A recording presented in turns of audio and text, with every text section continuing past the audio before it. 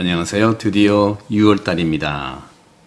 2024년 시작한 것이 어제인데 벌써 반 시작하는 날이 되었죠.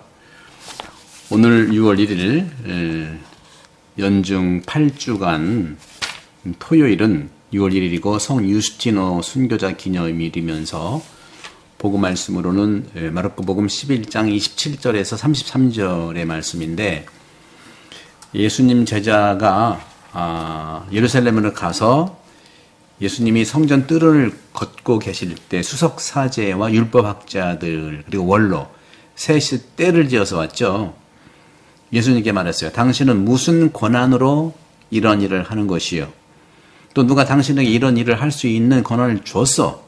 하는 거죠. 예수님이 그들에게 말했죠. 너희에게 한 가지 물어볼 테니 대답해봐라. 그러면 내가 무슨 권한으로 이런 일을 하는지 너에게 말해주겠다 하면서 세례의 얘기를 해요. 요한의 세례가 하늘에서 온 것이냐 사람에게서 온 것이냐 대답해봐라.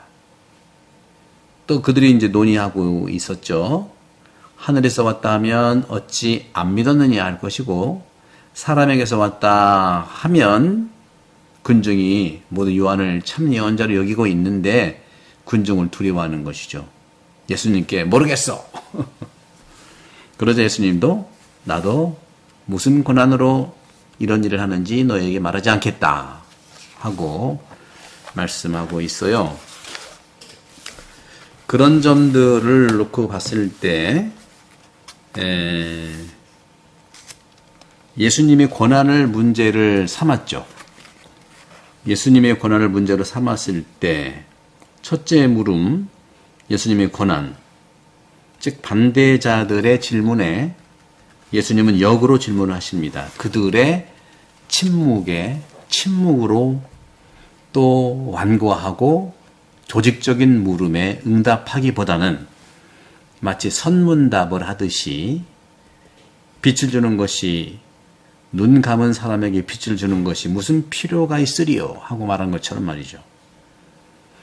이것은 선구자, 세례자 요한에 대한 질문에 있어서 메시아에 관한 질문을 상정하기를 원하는 사람을 위해서 준비된 것이죠. 그러면서 요한의 세례가 하늘에서 온 것이냐 아니면 사람에게서 온 것이냐 대답해보아라 하고 말씀하셨습니다. 이렇게 우리가 성찰해 볼 부분들은 유대 지도자들 3종 세트 오늘 나왔죠. 바리사이, 율법학자, 원로. 이 사람들은 예수님을 믿지 못하고 그들의 권위에 도전하는 예수님을 제거하려고 하는 것이죠. 우리는 이렇게 선의의 충고를 어떻게 받아들여야 할까 하는 차원에서, 그런 점에서 주님께서 이렇게 말씀하셨어요. 한 가지 물어볼 테니까 내가 무슨 권한으로 이런 일을 하는지 너에게 말해주겠다 하는 것이죠. 눈 감은 사람에게 빛을 주는 것이 무슨 필요가 있겠습니까? 수석 사제들과 율법학자, 원로들, 유대 지도자 3종 세트, 이들이 와서 예수님께 권한을 물어보는 거죠. 누가 당신에게 이런 일을 할 수 있는 권한을 줬냐 하는 것이죠. 풍성한 무화과 나무 가지지만 잎으로만 가득 찬 성전, 그들이 바로 유대 지도자 3종 세트, 수석 사제, 율법학자, 원로. 그들이 모여있는 성전으로 비유되는 나무가 바로 화려하죠. 화려한 예식으로 가득 차 있고요. 열매를 도무지 발견할 수가 없는 것이죠. 무화과 나무라고 하는 것은요, 바로 성전 그리고 이스라엘의 참모습을 드러내고 있는 것이죠.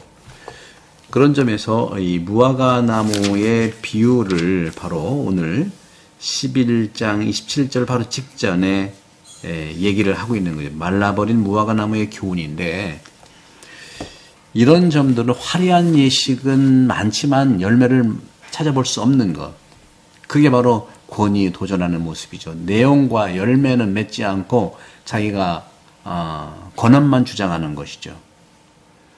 그렇게 봤을 때 무화과 나무는 성전과 참 이스라엘의 모습을 드러내고 있는 거예요. 참 종교, 그곳에서 참으로 회심하는 종교인들을 찾아볼 수가 없다는 점이죠. 오늘날 교회가 사람들로부터 불신을 당하는 것도 이런 부분 아니겠어요? 교회가 세상을 걱정해야 되는데 세상이 교회를 걱정하고 있는 것이죠. 그런 점에서 모든 점에서 실천은 하지만 열매를 맺지 못하는 경우, 믿음도 기도도 영적 꾼과 열매에 관심이 없고 오직 성전 치장과 새 부풀리기에 혈안이 되어 있는 성전. 그래서 예수님은 예루살렘 성전에 들어가셔서 사고 팔고 하는 모든 걸 쫓아내셨잖아요. 환전상의 탁자와 비둘기 장수들의 의자도 둘러 엎으셨어요. 그래서 나의 집은 모든 민족들을 위한 기도의 집이라 불릴 것이다 하고 강력하게 말씀하셨잖아요. 눈을 감고 있는 사람들에게 빛을 주는 것이 무슨 필요가 있느냐 하시면서, 따라서 주님께서는요, 율법학자, 대사적 원로들의 대응에 맞대응하지 않습니다. 여러분도 막 나가는 사람한테는요, 막대할 필요가 없어요. 그리고 분노를 내봐야 나한테만 손해가 나기 때문에 그렇습니다.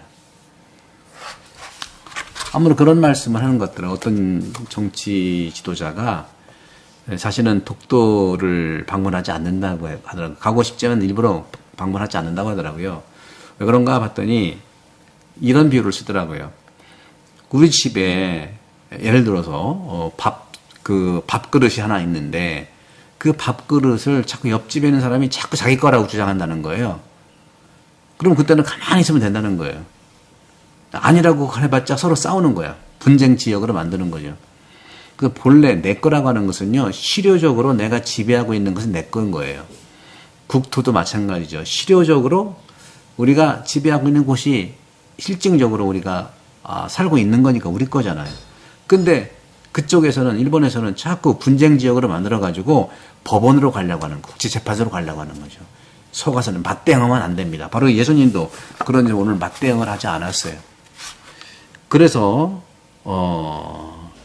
예수님께서는 이렇게 말씀을 하시면서 조직적으로 맞대응하고 싸우지 않으시고 마치 선문답을 하듯이 깨달음을 주시는 거죠.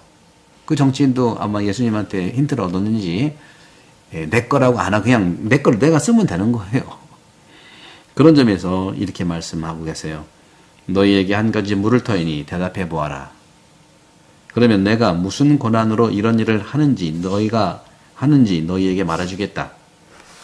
말하지 않으면 나도 말 안 하겠다는 것이죠.